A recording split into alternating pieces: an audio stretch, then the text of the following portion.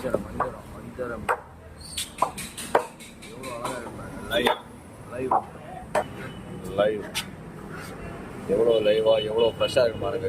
தூண்டில் பிடிச்சது கன்னியாகுமரி வஞ்சரம். இது ரொம்ப நல்லா இருக்குது. இந்த மீன் ஃப்ரை குழம்பு ரெண்டுமே பண்ணலாம். நம்ம கடைக்கு வந்து அயலப்பாறை வந்துருக்கு. அயலப்பாறை ஃப்ரெஷ் வாட்டர் ஃபிஷ் வந்திருக்கு. அது ஆற்றுல பிடிக்கிறது. ஜிலேபின்னு சொல்லுவாங்க. திலேப்பியா வேறு வெள மீன் மீடியம் சைஸ்.